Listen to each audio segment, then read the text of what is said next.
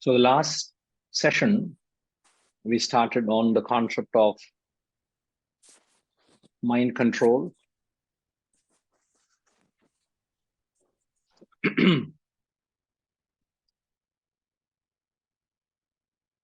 We learned that the nature of the mind is restless in nature.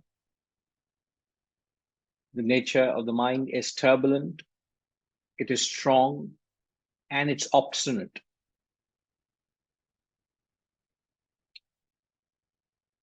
We referred to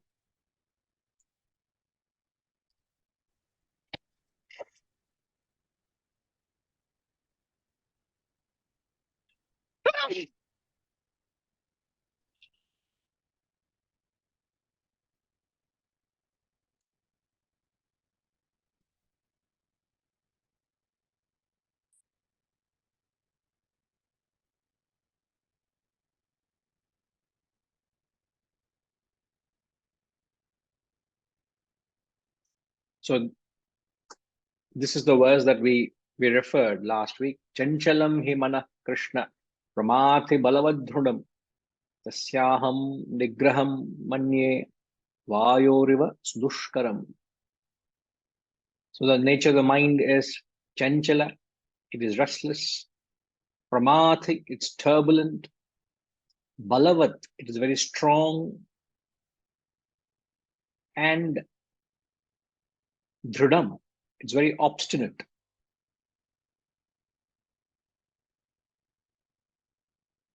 And we also understood that if you want to bring about a sense of control or discipline to the mind, it has to be something that is subtler than the mind. There's only one tool that can actually influence or control the mind. It is your intellect. And intellect, as we understand, is a product of wisdom. Once you acquire this wisdom, you may acquire it through your own experience, but it's attained through the digestion of this Vedantic knowledge. When you digest this knowledge, when you reflect on these ideas, the wisdom that you gain gives you the ability to be able to control the mind. Now, we learn that we will understand and examine what are the various natures of the mind, which will help you to control it. Because only when you understand what is the nature, then perhaps you'll be able to exercise a sense of discipline and measure to what extent can you control it. So the first aspect of the mind that needs to be understood is that your mind is constantly entertaining desires. The nature of the mind is it entertains insatiable desires. And very, very famous words from the third chapter of the Gita, which says, Avratam jnanametena jnanino nitya vairina kama rupena kaunteya dushpurena nalena cha. Lord Krishna is saying, O Arjuna, O Kaunteya, this wisdom of yours is covered by this constant enemy of the wise. Look at the words, a constant enemy. Your own desire is your constant enemy, which is insatiable as fire.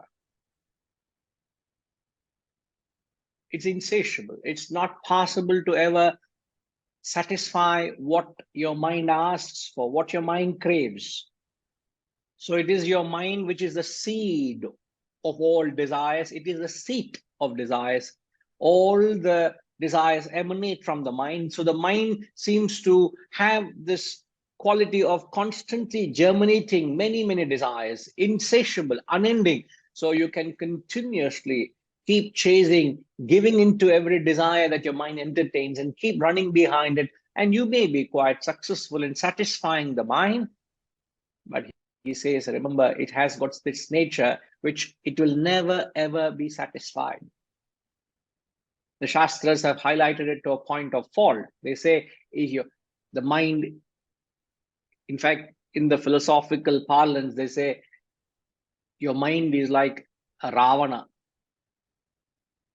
They say it is called the Ravana's mind because you know what Ravana did. Ravana had this obsession for power, he had obsession for wealth, he had obsession for enjoyment. So he went all out, believing that he could command, he could ask and get whatever he wanted. And in that obsession to find happiness in the world, he destroyed himself. So you must understand that there is a Ravana seated in all of us. And I must invoke the Rama, I must invoke the self within me to arrest the mind's obsessive nature to constantly want more. So remember, the mind constantly entertains desires. So you must be mindful. What is your mind asking for? Every time your mind asks for something, it is for you to find out, is it legitimate? Is it realistic? Is it necessary for me to entertain this thought or not? If you find it's unnecessary, it's important that you nip the desire in the bud. If you're not able to arrest that desire, if you're not able to nip that desire in the bud, it becomes extremely difficult to deal with it once it gains a momentum. Once it gathers a momentum, it'll be difficult for you to control it. Now, this is the primary point. Now, when you look at your life with reference to desires, you would realize, I'm just trying to paint a few pictures of how the desire helps you to paint a picture of yourself. So when we look at desires, when your desires are far more than your ability to satisfy them, when your desires are more than your income, you're a poor person. You are poor if they are more than your ability to satisfy them. But if your desires are less than your income, you will be a rich man. So at every phase of your life, at every stage of your life, you may want to examine, what is my desire quotient? So what Vedanta helps you, it helps you actually in many ways, in multifold ways, it helps you.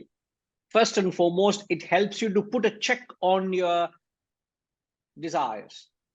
So what it tells you is keep a lid on your desires as much as possible. Don't run behind them. By doing so, you're not falling a prey to the mind. So you reduce your desires. At the same time, it tells you you become industrious, where your actions should be able to generate and produce. So by reducing your wants and demands on one side, and by increasing your ability to produce, you will find you'll always have surplus in your life. Now, what is the opposite of that? Raviji, I hope you get the idea of what I'm saying. One is you are able to reduce your desires. Secondly, you're able to produce, you're able to increase your income. What is the opposite of that?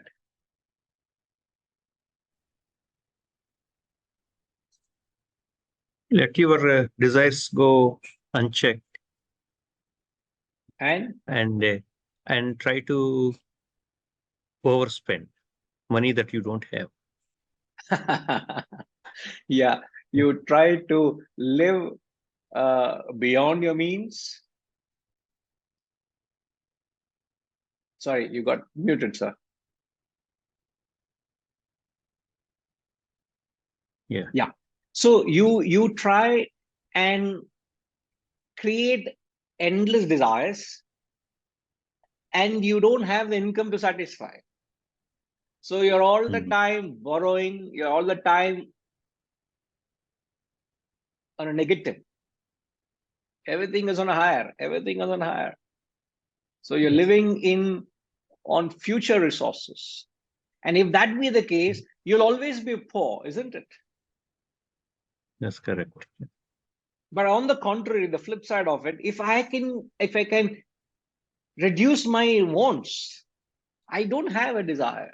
Imagine if you ask me certain things, I say I don't have a desire to do it, but I'm doing it because I have an obligation to do it. So you don't have the drive to do certain things, but you have the capacity. So when a necessity arises, when there is a need, you are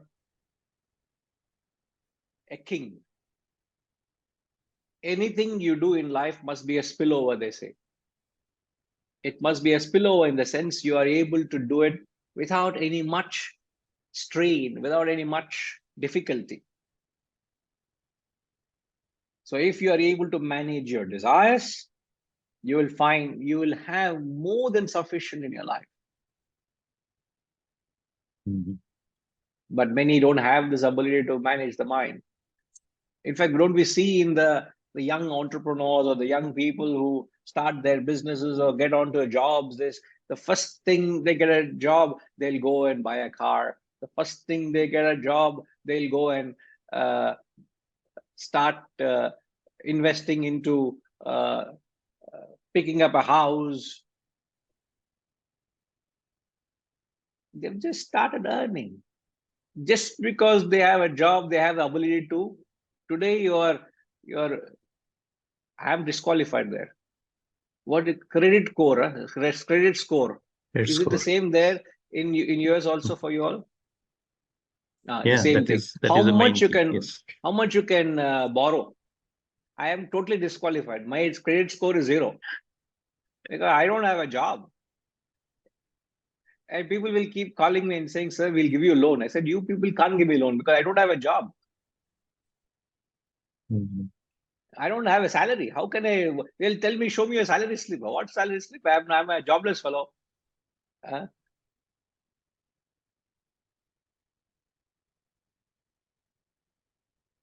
So the whole market is designed for your downfall. The whole world is designed for your downfall. If you are not strong enough, you'll fall a prey to it. So people fall a prey to the desire, and they find themselves always they're running behind something. So they always feel themselves poor in their lives. So if you have a control, you will be able to earn, but keep a check on your desires. Now, so therefore, what you must learn to do is you must learn to discipline your desires. As long as your desires are not disciplined, as long as you don't transform the nature of your desires, you will find yourself, you will fall a prey to them. So you must change the character of your desire from operating from the mind to the intellect. Shift. So when you inject wisdom, when you operate on intellect and wisdom, you find you don't have the cravings or the lust or the greed, which are all the realm of the mind. Rather, you will work with, you have a purpose in your life. You work with a great fervor. You have an aspiration. You have a greater ambition. You ask me, what is that one purpose in my life? Is I want to attain the highest through the wisdom. Whatever the wisdom glorifies, whatever the wisdom talks of a life, of a glorious path, a glorious life, I want to lead that glorious life, attain the glorious goal. Perhaps I would say that I want to attain the highest goal of self-realization. I want to purify myself to a point where I invoke the divinity within me. So I will not if I have to attain that goal, if I have to achieve that goal, I will not be running behind whatever my mind keeps presenting itself. It's possible that my mind also presents certain thoughts and desires. If it presents, whenever it does, my job is to say, no, thank you. I will not fall a prey to it. I want to get on to the higher goal. So there's a beautiful saying. You should remember that mind is not a mere vessel that's to be filled. All the time, you can't keep feeding the mind and filling the vessel whatever it wants. It is actually something which has to be ignited. Agni, a man with a vision, a man with a goal, a man with a purpose has that fire in his belly. He has that fire. The mind is fired up to his ideal, they say. So you can use the very same mind which brings your downfall, you can get it triggered to the higher, get it triggered to a higher goal, whatever your goal be. It should not be something just running behind the incessant desires. This is the first nature of the mind you must learn to control. Right? Now, I'll just paint a brief picture. I can go on in detail, but I don't have the luxury of time. Now, the second nature of the mind everyone falls a prey to is that the mind constantly entertains what we know as raga and dvesha. The Shastras say that the mind entertains constant likes and dislikes. And where have we acquired likes and dislikes? We have picked up these likes and dislikes from a very young age.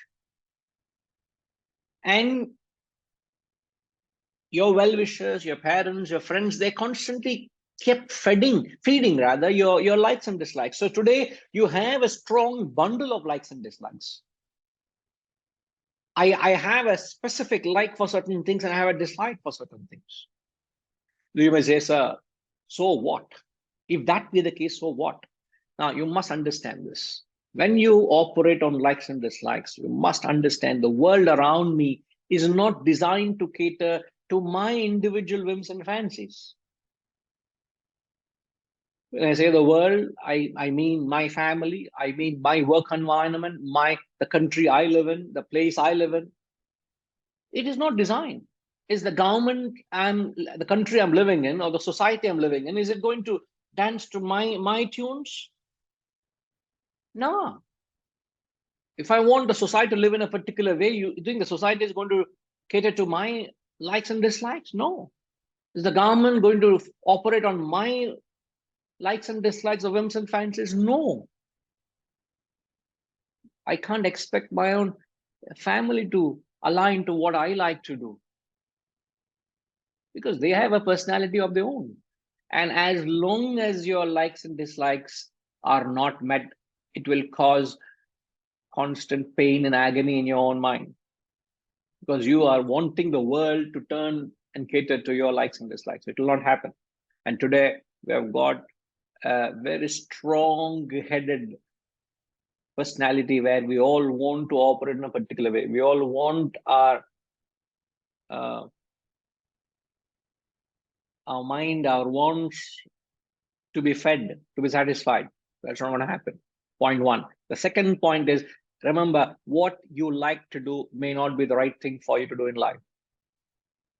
What you like to do, I may like to do certain things, may not be what is the best thing for you, that you may not be ought to do those things. A simple example is given to highlight this point. Can anybody think of an example, RPG? Can think of an example where we say what you like to do may not be the right thing to do?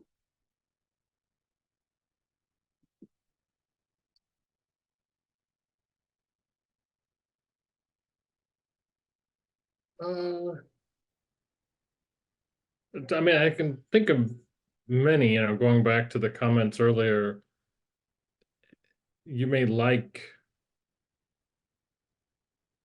to eat something or drive something, or it may be anything, right? Just about. And you know that this initial, I like gulab jamun, right? Oh, And the yesterday only we had reason that. I had one yesterday. I had only one yesterday. Just one. How is it? Our menu also called for the same dish. We also had. Yeah. We all had. Great. RPG. We were discussing yesterday that there are serious benefits of physical satsang. Online satsang has very what is this? There's a lot of things you miss.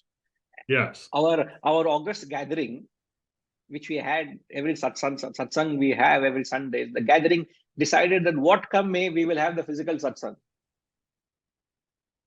Because the priority is the prasadam. That's right. So much before the actual satsang, these people are busy deciding what should be the menu for the prasadam. So they say, whatever come may, the Guruji, don't cancel this physical satsang. Online class, we are tired because it is only limited wisdom we get. Here we become very wholesome. So thanks to a satsang, we all are becoming round and round.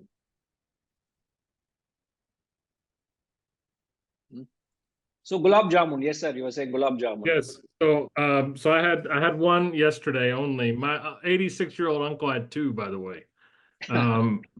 But he weighs about half of what I do, so he's permitted. He's very svelte and fit. But the fact is that the obligation for me is that I need to control what I take in, right? And that I do like maybe 2 or 3 or 4 gulab jamun, but I'm not going to do that because I have an obligation to, okay, I'll have a little bit. There's prasad, as you said. My wonderful cousin had gotten a nice meal, and so we had obviously that meal, but we didn't get crazy, right? That just fulfilling that like. On the dislike side, I may not like to do something, for example, exercise, right? Which we also had the experience of while I was traveling.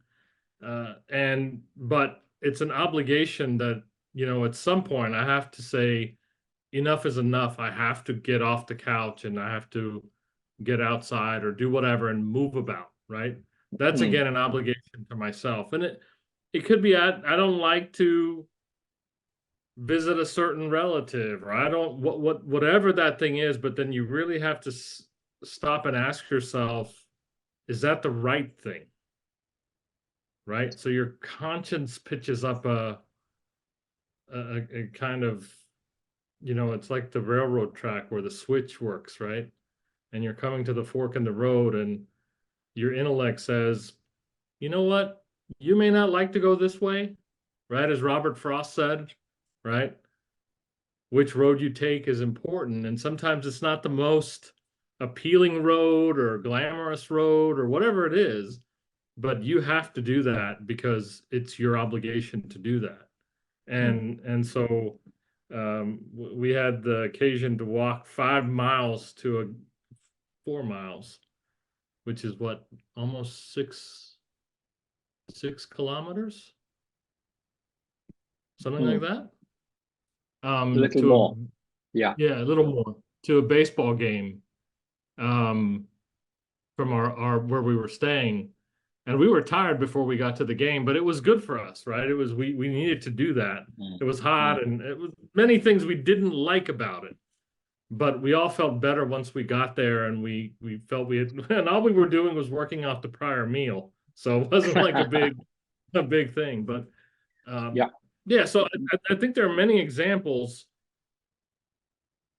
but it's really about that switch, right? You feel certain that you have to do something. You may not appreciate it now, but in the long term, it's going to be the right thing for you. Yes, the mind's likes and dislikes can take you onto a path which may not be beneficial to you. So you should look at them as your potential. In fact, they are your enemies. Constant force. They don't help you in your betterment. So what you like to do may not be the right thing to do. What you dislike may be the right thing for you to do. Yes, Suresh.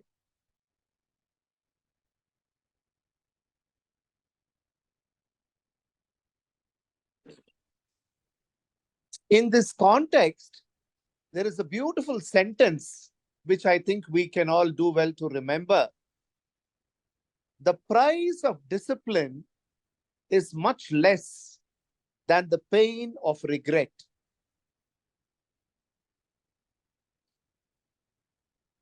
The Can you come again, sir?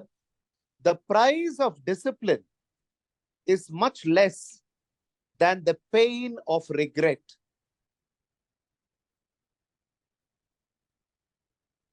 Did I come across? Yes, yes. The price is PRICE. The price of discipline is much less than the pain of regret. Like our friend said, there were 2 gulab jamuns, but he had only 1. So he decided to be disciplined. And, that decision is going to stand him in good stead. So the price of discipline is much less than the pain of regret. Indeed. That pain is going to be terrible to deal with. True, sir. True. So, but sadly, we are only looking at from examples of gulab jamun and food, but we should be able to look at it from beyond that, Suresh also. Yeah, that would apply to anything. And I think that is where, people like Adi Shankara, they are an example to us that India has always stood for a wisdom-based existence rather than a wealth-based existence. Indeed. Indeed. Thank you, Ji. Thank you. So wherever your mind draws you to act on your likes and dislikes, beware, watch out. You can go on, but I need to move on. The next aspect of the mind which needs to be addressed is that your mind constantly presents itself with worries and anxieties. This is perhaps something which is very natural that your mind ends up doing. You're constantly worrying and there's an anxiety. Why does this happen? In fact, it is not wrong to say your mind nature is, if it's left to itself, it constantly worries or it's anxious. Worries of the dead past, anxious or anxiety for the unborn future. So if the mind is left to itself ungoverned, invariably it would go to these 2 areas or avenues which have no relevance to your present context of your life. It just keeps brooding. And this unproductive activity saps your energy.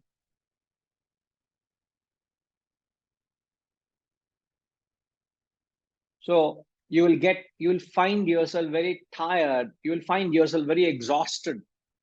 What have you done? Nothing. Why it happens? Because your mind has been running all around. So the opposite of that is to keep your mind in the present, to live in the present, to be able to keep the mind on whatever the action that you're doing. That way you find there's a lot of energy, there's a lot of joy. You're able to optimize your resources. Yes, I said to you, there's past is history and the future is a story. So the chanchala and the asthira, the nature of the mind, they say the monkey mind. So we said the mind is the Ravana mind. The mind is like the monkey mind. Ravana mind, we said, is the desires. You want Ravana comforts. You want Ravana's pleasures in your life. You just keep wanting, craving. Or it could be a falling a prey to the monkey mind, which is never steady. It's never at a place, even if it's at a place, is restless. So that kind of a fidgety mind. So don't fall a prey to these worries and anxieties. What is the tool? You need to become conscious of the mind. What is your mind up to? Where is your mind? So it's possible, and even in this classroom, as you're here in this dialogue, your mind can slip into the past or future. So you got to shut the avenues where the mind rushes and try to keep it in the present. And that's possible only with the intellect. Remember, we said the mind can only be controlled with the intellect. So it is the subtle that controls the gross. So the intellect again has to keep the mind in the present. Yes, sir. Could you please unmute yourself? Yes, Yeah. now you can hear. A very small anecdote about a Zen master. He was into old age and he was shedding the body, and all his disciples were around him. And he said, guys, take care. Now it is time for me to leave. And then one of the disciples said, sir, but master, what is your last teaching for all of us? He just smiled. Somebody said, let's get master his favorite sweet. We are all talking about gulab jamuns. So he got the master's favorite sweet, and the master had his favorite sweet. And then he said, this sweet is so delicious. And he shed the body. That the context of living in the moment, his message was to live in the moment. If you're eating the sweet, enjoy the sweet. That's it. But sadly, you're reminding me of the sweet we had yesterday. So why are you torturing us like this? I don't know. I RPG think and the trend has you been both, set. no, both of you have formed a team now. You're challenging our wisdom now. So live in Yeah. the moment was the ultimate message of that Zen master. Yeah. Now I know why are you so fond of sweets, Sureshji. No, I didn't have yesterday. As a friend said, I use the intellect to curb the desire. I had only the ice cream. Yes, sir. Okay. Right. I need to move on. So the next aspect of the mind you need to be watchful is your mind presents itself at constant attachments. Your mind is something which develops undue attachment to anything that comes in contact with, sadly so. Now, attachment is not a physical implication, it's a mental attitude that you develop, an unhealthy attitude. Anything that you experience, anything that you find gives you joy, you develop a mental bondage to it. You bind yourself to it. It could be a place, it could be a thing, it could be a person, it could be something that gives you joy. You like it, you develop an attachment to it. Now, what does attachment do to you? A few aspects what attachment does. What attachment does is it mentally binds you to your possession. So whatever the possession, it could be your wealth, it could be your belongings, it could be a family, it could be your reputation, it could be your health, whatever you acquired in life, you start mentally binding yourself to it. And when you get attached to any possession, what happens is, who was the possessor, that I, becomes the possessed. You end up being possessed by your possession. So the master becomes a slave.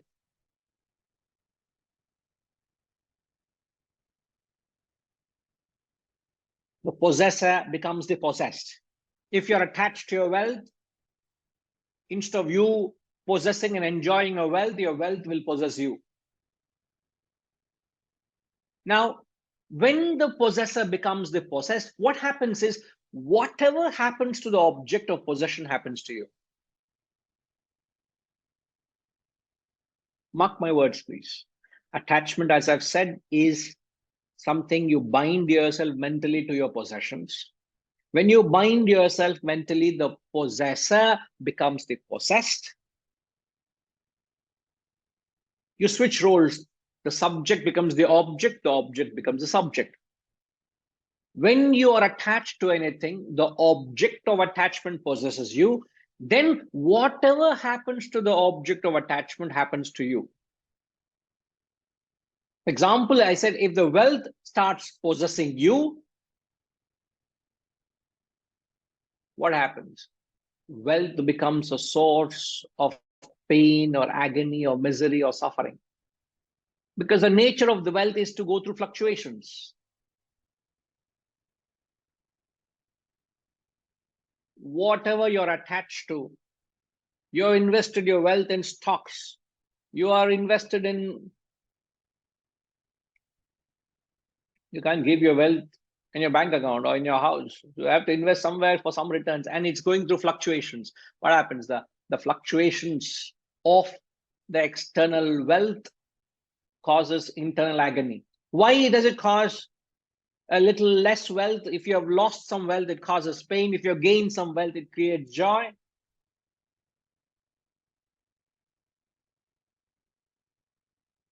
Yeah, I don't know how these people in the stock market actually, what is their mental health? I don't know. It's just something I can't even imagine myself, what they were going through, what they subject themselves through. Constant fluctuation. It affects you. Now, when you extend the same idea, now you can apply this to anything. If you're attached to your children, if your children are doing well, you're happy. If your children are not doing well, it causes you extreme pain. If you're attached to your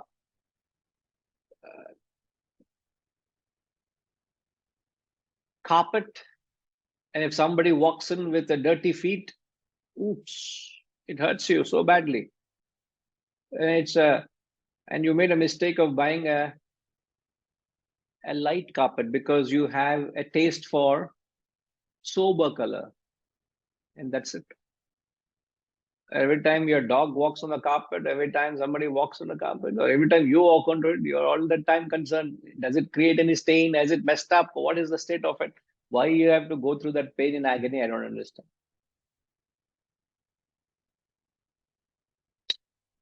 Attached to a car, somebody scratches your car, finished.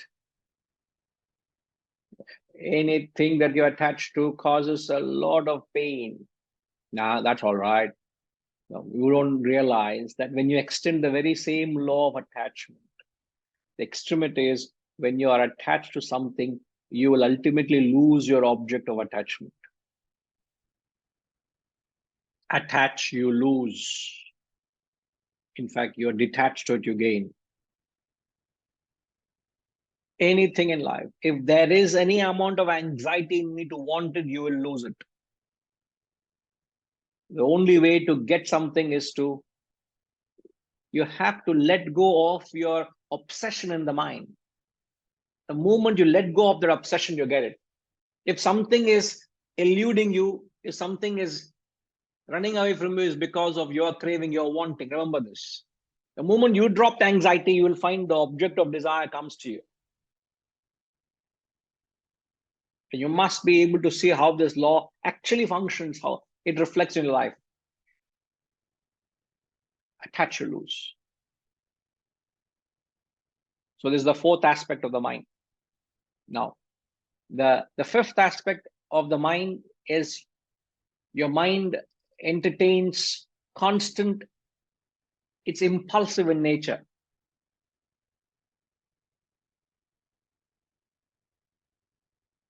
When you follow your impulses without any thought or reason, you act impulsively.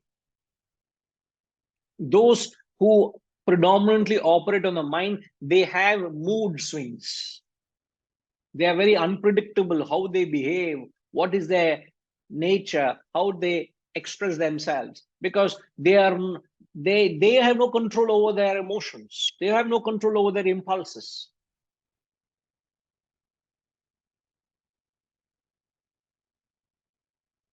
Now, how do you get out of it? Is by knowing which impulses to obey, which must be made to obey. The real living, some thinker said this, beautiful, I don't know who said it. Art of living consists in knowing which you obey, which must be made to obey. Means there must be another factor. There must be another aspect other than your mind which governs your impulses. Right, Setuji. They say most of the shopping is actually called, if you analyze your shopping, is called impulsive shopping. I think you all are enjoying some long weekend, isn't it? It's a quite of you are missing today. Huh? What is the result of that? You get a chance, you want to row outward. Nobody wants to go inward. Alas. Yeah, the world is beautiful out there. Yeah, but the inner world is far more beautiful. You want to experience that, you want plunge inward.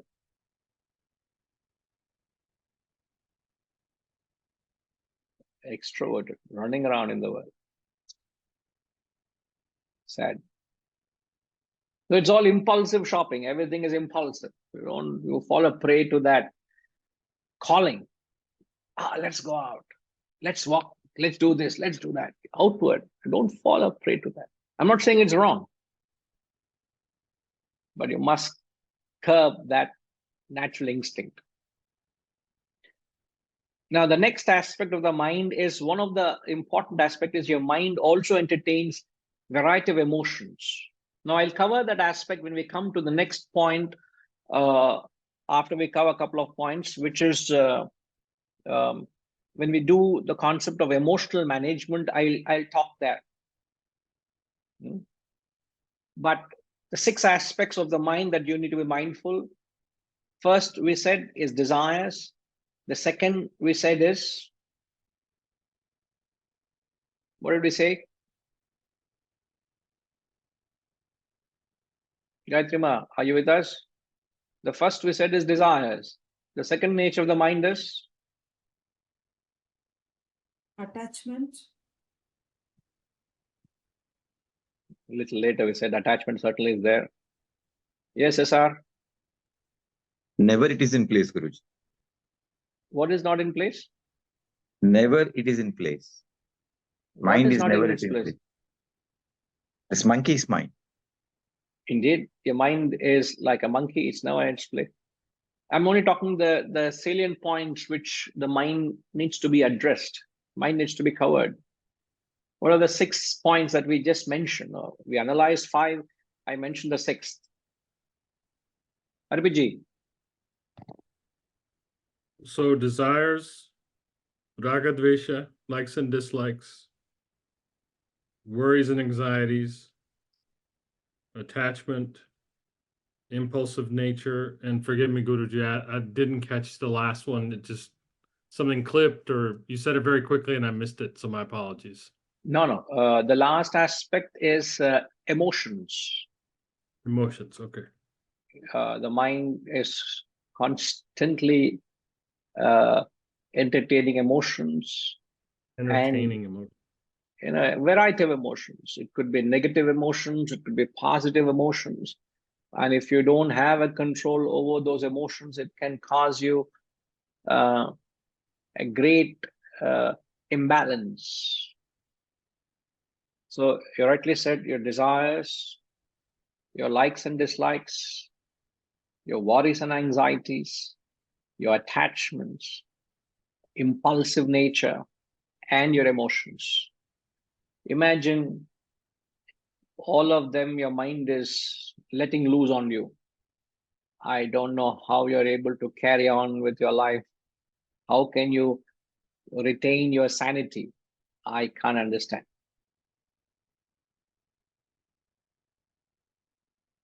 It's impossible. So it just dawns on us at times when you look at this and say, how are people able to carry on with their lives? It's very, very challenging because it's impossible. If you're not able to put your mind in its place, it can cause you havoc. Sidhuji, you're saying something?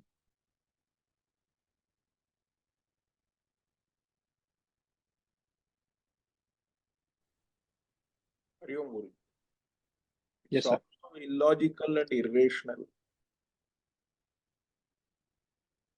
Impulsive. No? What is impulsive? Impulsive is when you don't rationalize it. When a thought comes into you, you act without any thought, without any consideration. That is impulsive. So illogical or irrational is being impulsive. Isn't it the same thing?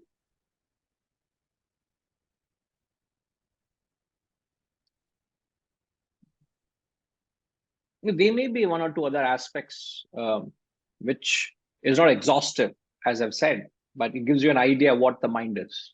Right, Chituji? Right. So moving on to the next aspect in the various facets which how the eternal wisdom will help you.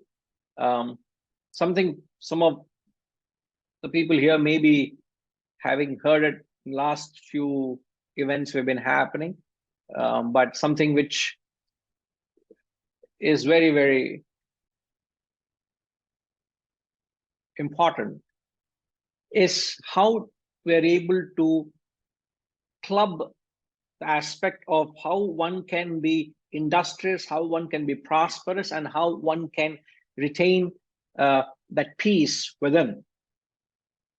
Now, just to paint a picture of where the world or people in general can be classified, one set of people are called the Rajasic class of people. The Rajas is a state of mind, you know.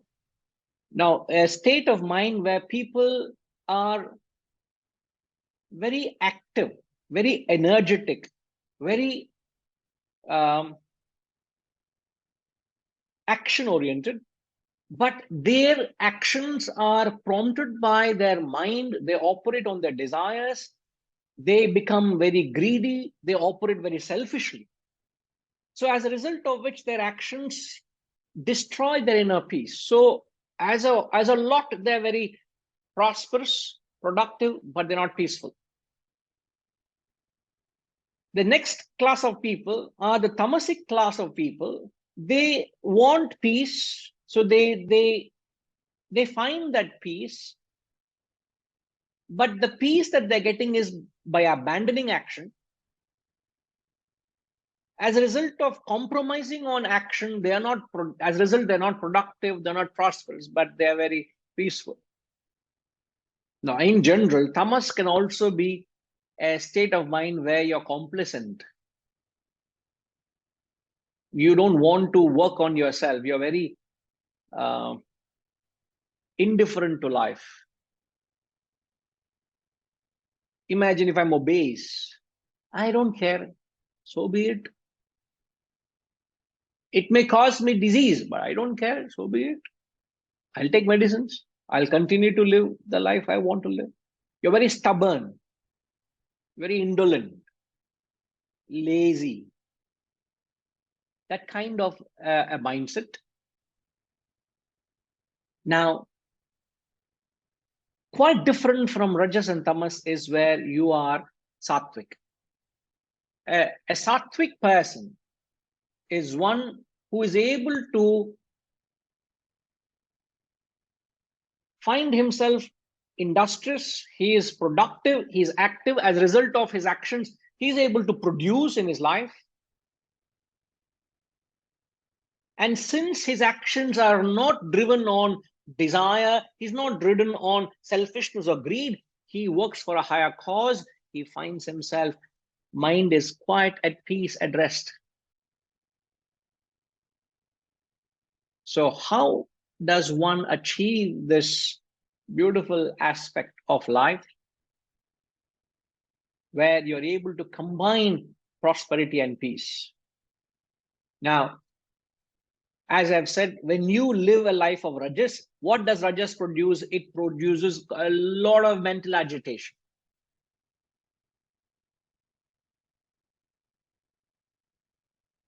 So what people do, the moment you get a chance, you want to get away from work, holiday, vacation, you want to enjoy, maja.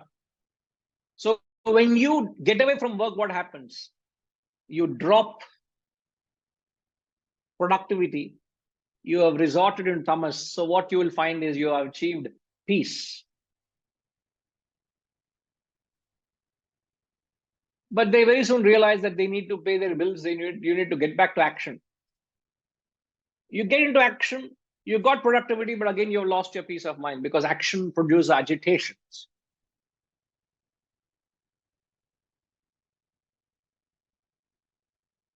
So you again slip into tamas. You abandon the action which has caused you agitation, but you've lost the wealth and productivity, but you've got the peace. Now, this is a vicious cycle. Unknowingly, ignorantly, this is a sign of lack of wisdom that you get into this. Now, what Vedanta is giving us is to be able to get to that state of sattva where you will be able to live a life where you will continue to perform, act for a higher goal, which gives you that life of prosperity and peace.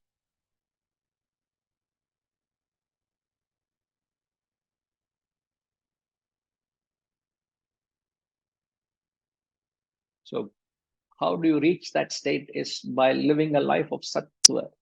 And how do you enhance your sattva is by injecting this wisdom into your life. When you consciously imbibe this wisdom, it brings about a change in your mental temperaments. It brings about a change in your thought pattern. It brings about a change in your ability to execute your knowing.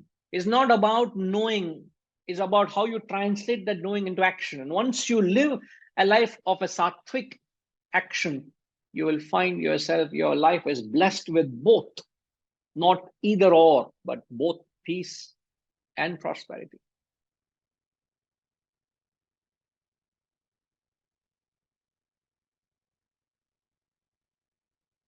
Yes, Setuji?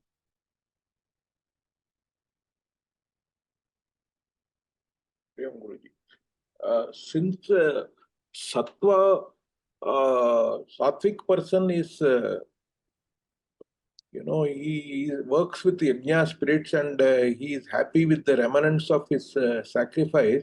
He is still prosperous because his desires are fully checked. His income is much more than His desires. so that is why he is prosperous. Because this question arises: how can he be prosperous when he is not aiming at his, anxiety about the?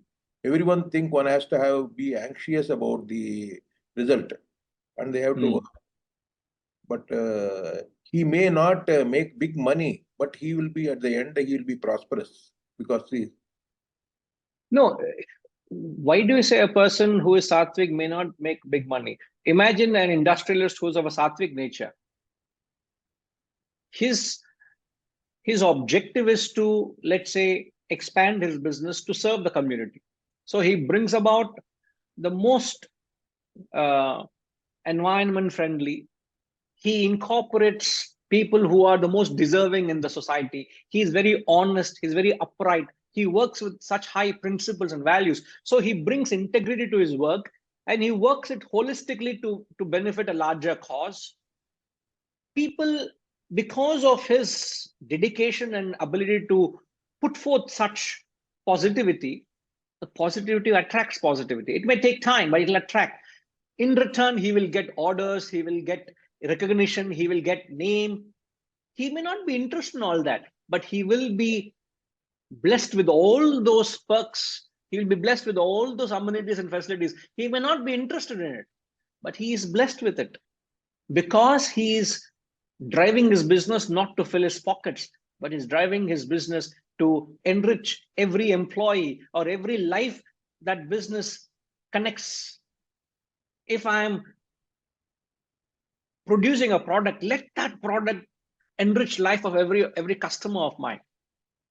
So there's so much that goes into that whole work, so holistic. So he brings divinity into his work, and it is that attitude that enriches him. So he would have far more than what he needs. Guruji, in US, there was a book called Next Door Millionaire. So the book says the people who were real millionaires were not the people who were earning even salaries as millionaires, but in millions, but small business people who were living a life of caution and thrifty.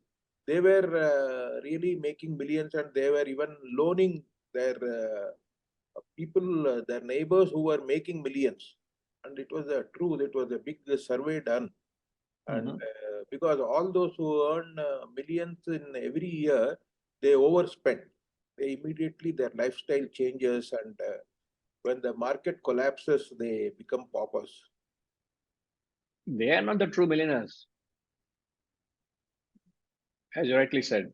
I have seen salaried people who are leading a sattvic life are still they are left with some money, and they in occasions they do lend to people who are making money because he never borrows. There are a lot of some people have a philosophy not to borrow, live Yeah. within the budget. Very true. Very true. But it is not right to say that a sattvic man will not prosper. Sattvic man will prosper. He may not run behind money, but his work, he constantly keeps producing. No? He's a producer, but he doesn't produce for himself. A rajasic person works for himself. A sattvic person works for a larger good. He will be, a sattvic man will have far more. In fact, sir, a sattvic man is a Raja Rishi. You live a life of royalty, but you are a Rishi by nature. My needs are minimal, but I can live a life of royalty. Ultimate sattva is Raja Rishi, where there is prosperity and peace. Got it, sir? Right. Yes, Haraprasad ji.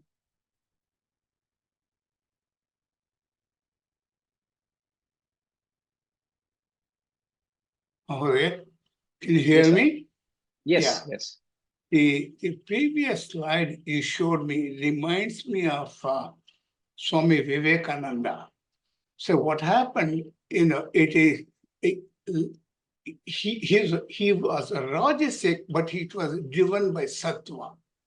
What I mean is, when he returned back from US, and he wanted to start the Ramakrishna mission, his brother disciples who were definitely in inner peace, but they were Thomasic, and they all opposed it.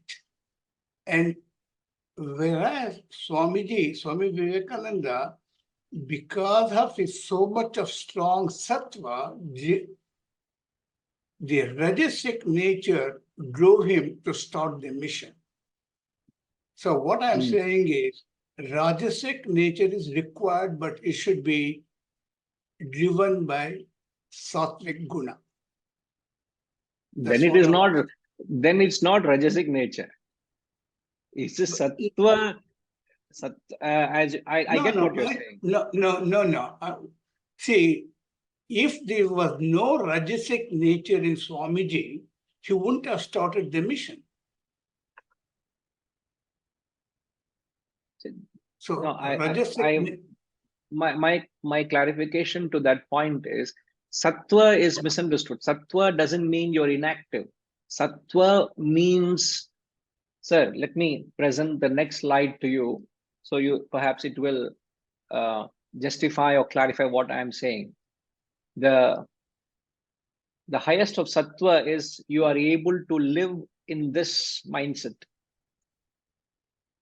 A sattvic man will engage these two principles, which science talks of it. Because science and Vedanta go in line. A sattvic man will live a life of dynamism. He will be dynamic in his life. So at the physical level, you will continue to produce actions. You will be a karma yogi. Whether you want to start a mission, whether you want to travel the world, whether you want to, whatever you want to do, it is for the Sanatana Dharma. It is for the higher cause. It's not to satisfy your hidden whims and fancies. You have no desire. But you will do what is required to spread the cause, spread the wisdom. So your body is dynamic, but mentally your mind is a state of a rishi. And this is sattva, sir. I So agree, 100%. thank you, Ji. So this is what we are saying. Sattva means where you're able to balance these two. Our perception of sattva is where a sattvic person is inactive. He doesn't want to do anything. He will just sit quietly at a place. People around him must act for him. He is inactive. No, that is not sattva. A man of sattva is he may not like to, but he acts because, in fact, the Shastras doesn't it say inaction is death. Wherever there is no action, there is death. So how can there be no action? You have to act, but actions are not for his own personal well-being. Actions are all driven for a larger good. That is the trademark of sattva. Okay, sir.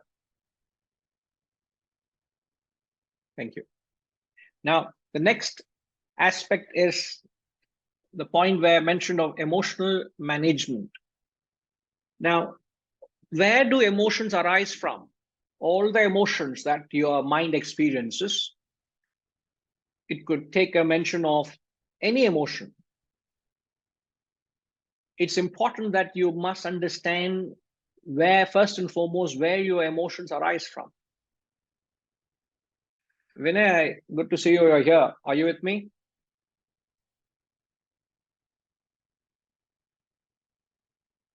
Yes, Guruji. I'm unfortunately at an airport trying to pick up my friend. But then, yeah, I can talk to you. Yeah. Great. Right.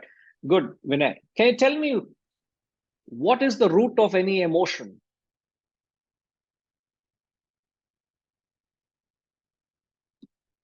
So I think you've been muted.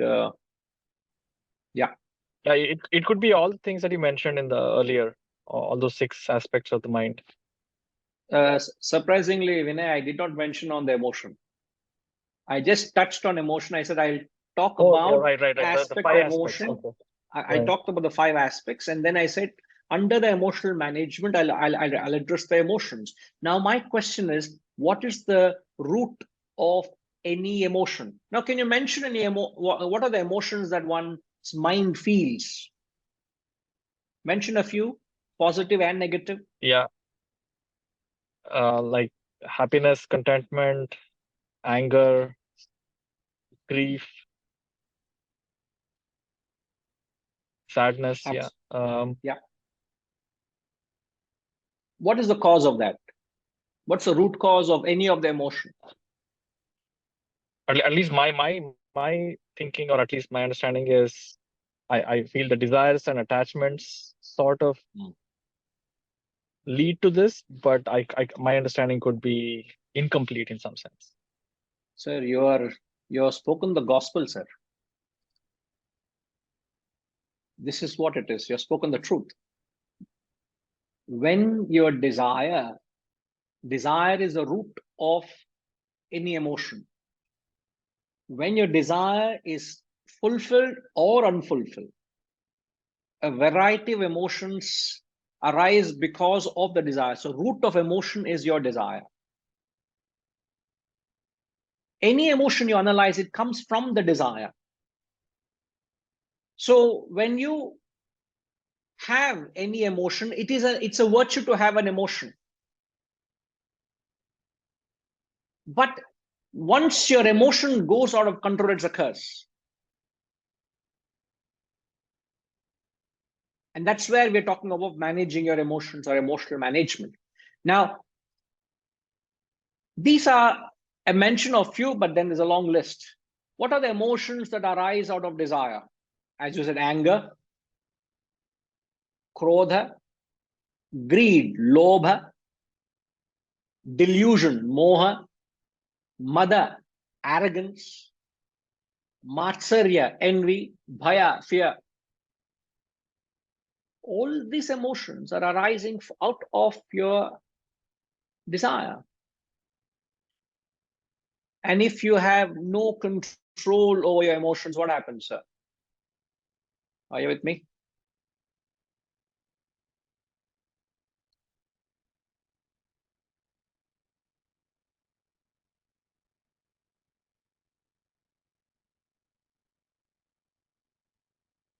Yeah. Yes, sir. What happens? I think What that happens when you, agitations. Yeah. yeah, sorry, yes, go ahead, please. I'm trying to frame it based on what you just mentioned about the rajas and tamas. I think you could end up in one of those two states. Like you could get agitated, or you could go into inaction and feel that there's not much I can do here. Absolutely. You're very right. Your thinking is spot on. So when these emotions are not under control, it will slip you into a point of agitation. And extreme agitation will lead you to incapacitate you to act, which is tamas. You become paralyzed. You are unable to carry on your life because of extreme pressure, breakdown. You want to take a break, because if you don't take a break, you break. So action suffers. So when, as I have said, so it is important that I'm sorry. So it's important that these emotions are under control. These emotions are a virtue. For example, if we want to take a mention of some positive emotions, like you mentioned of love, kindness, compassion, empathy, forgiveness, gratitude are some of the positive emotions. Now, what's interesting is, I'm making a very powerful point here. I hope you all are alert to it. When your emotions are not under your control, it can bring about a result of negative consequence. That's all right. But when your emotions are under control, even if it is a negative emotion, it can bring about a positive result.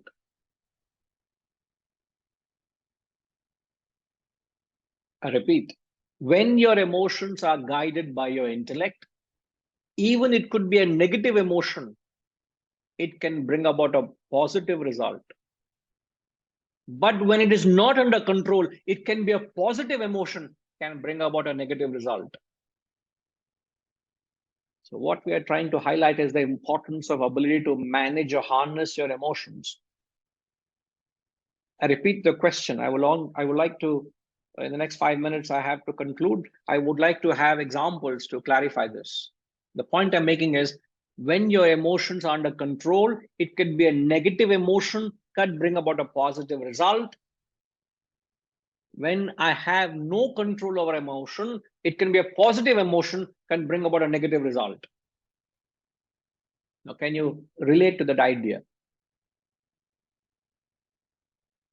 I would like to ask Raviji whether he has any thoughts of any examples which can clarify this concept.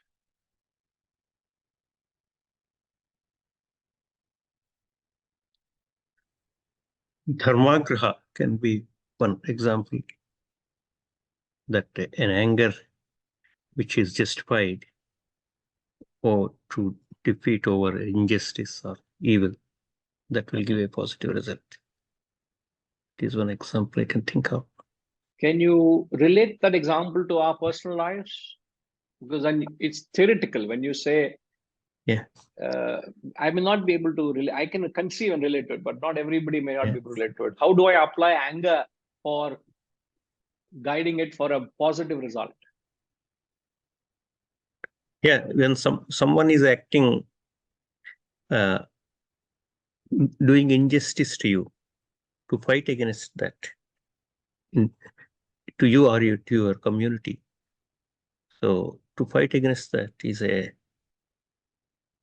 with that first it create anger in you, then to act, to channel that anger to to win over that particular element who is. But who is would you doing- act on that anger? Would you act on that emotion, anger?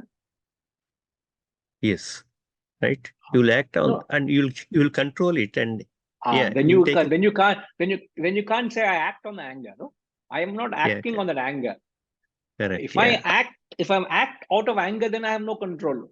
Okay, correct. Yeah. acting out of anger is what quality? In Sattva, Rajas, Tamas, what quality does it belong? Acting on anger. But it Rajas, Rajoguna. Yeah. Rajoguna, yes. And if you act on anger, what happens? Yeah, if your anger is not under control, then it will result in, you may get into trouble. You will create trouble for others Disastrous also. consequences. Absolutely. Yes. Disastrous consequences, isn't it? Yes. Yeah. Perfect, sir. So Yeah, go ahead, please. Yeah, yeah, that is the only thing I wanted to say. right. Yes. Perfect. So Yes. when you use your temper, not lose your temper. Yeah. If you have lost your temper, is Rajas. But if I were to use my temper to correct someone, if you find your staff is not, your employees are not doing what they're expected to do, you may just put on an act that you are, you have to correct them up. You have to pull them up. You have to bring it to their attention. It's not acceptable. You may raise your voice, or you may sort of punish them. But inwardly, you don't want to punish. As they say, I'm cruel only to be kind. So I'm using my temper to correct. It could be you may correcting your own child. Yes, Suresh, you noted your 1 minute, sir. Your hand might hurt, pain. That's the reason I'm saying I'll come to you. So you may use it, but never lose it. So a negative emotion, if it's used wisely with an intellect, can bring about a positive result. Yes, Suresh. Can you please unmute yourself? I can give the real life example of Infosys founder Narayana Murthy. His finance person, who had put in 15 years of service, had done a mistake, and the company was put to a lot of distress. And Murthy had a choice, either to get angry and then fire him, or react or respond in a different way. The finance person came to Narayan Murthy and said, "Sir, I'm feeling very bad. I am putting in my papers. I am resigning." And Narayan Murthy told him, "You will not resign. Infosys has invested 15 years in you. Mistakes happen. I want you to continue, and everything will fall in place. There is nothing to worry." That was the kind of response which very few employers will respond in that way. But what does it convey? That is, somebody has done a mistake. You can get angry and then simply fire him, or use that opportunity to, say that these things keep happening. On the whole, you have been doing well, that kind of thing. And in the interest of the organization and in the interest of the individual, he ensured that he continued. In other words, he used a negative situation through his intellect and empathy to take the right decision. Got it. Thank you, Ji. Right. Maybe a minute or two I will take. I would like to see if somebody can give an example of a positive emotion which brings about a negative result when it's not governed by the intellect. Lalitam, are you there?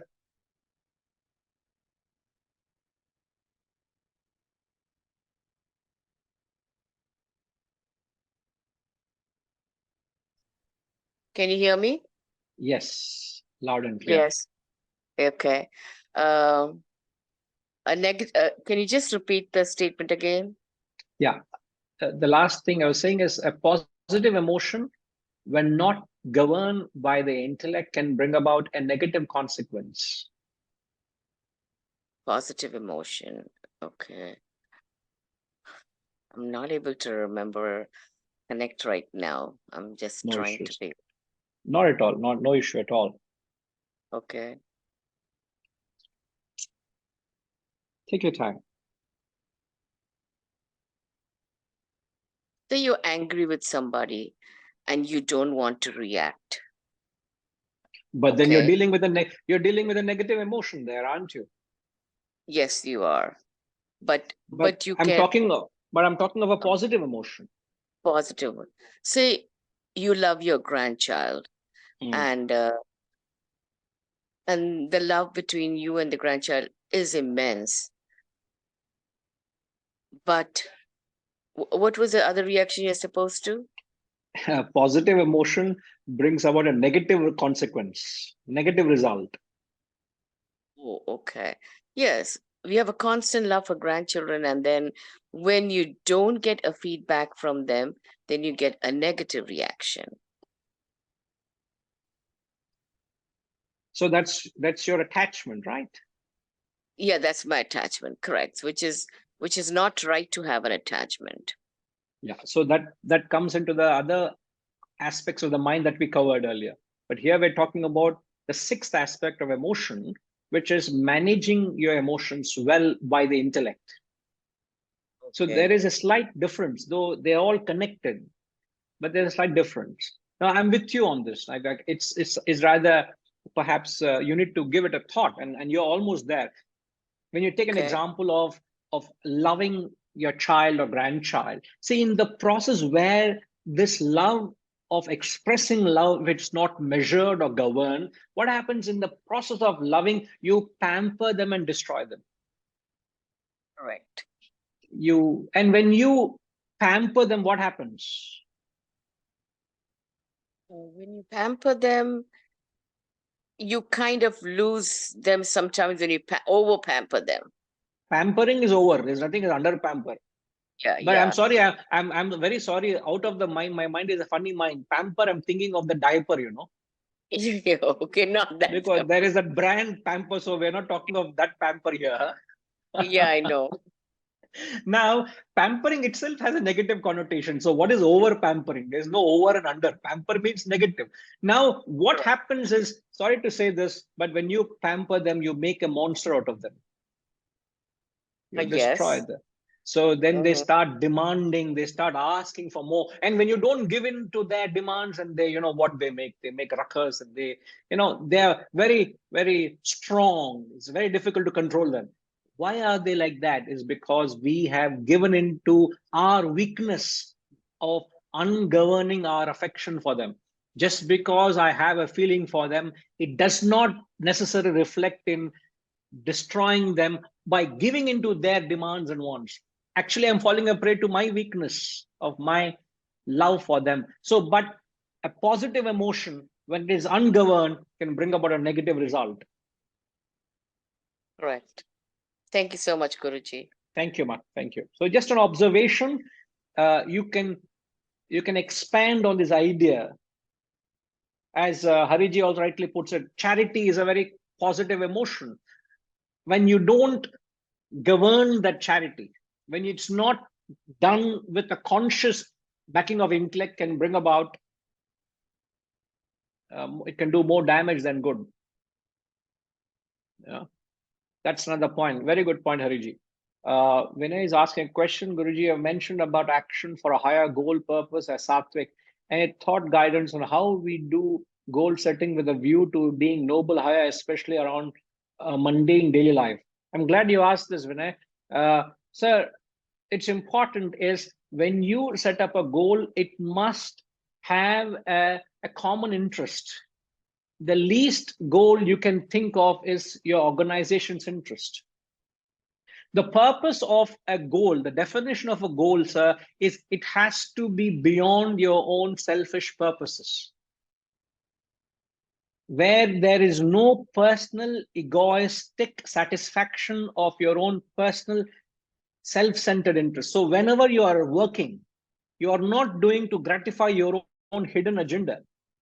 Like, for example, I'm teaching this knowledge. What is the agenda? What is the motive? Is there a hidden motive in this purpose of disseminating this knowledge? Or is there a larger purpose that this wisdom must spread, not just to areas of people known to me? It should go to people far and beyond, so that it can enrich and transform their lives unconditionally. I'm not putting any conditions on you for this knowledge to come your way. So it is a purpose that you want to serve a cause which benefits a larger interest, not your own personal interest. And that goal, whenever you set up a goal, it must inspire you. It must motivate you. It must have that, you must have the drive in you to work towards that goal. And that's when it is a goal, because it serves a larger purpose. I can't expand further on it because I've actually overshot my time, but perhaps we can come back to this concept again, just to bring in a finer aspects of the goal.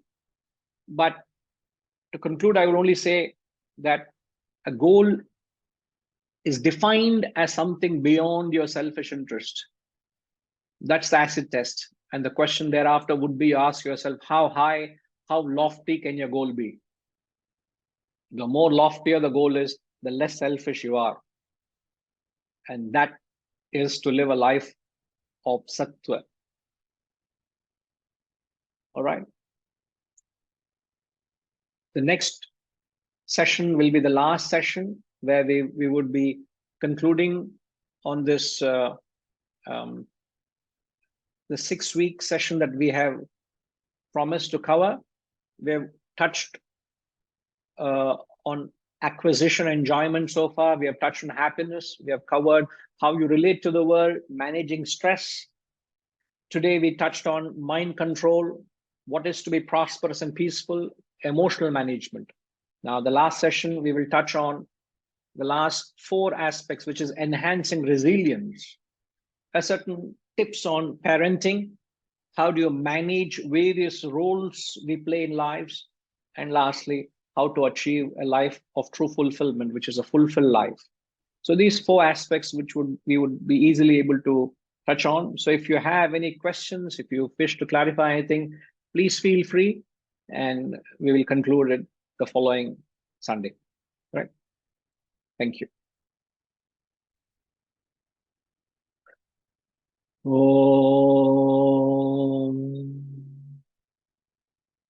Purnamada Purnamidam Purnat Purnamudachyate Purnasya Purnamadaya Purnamevavashishyate.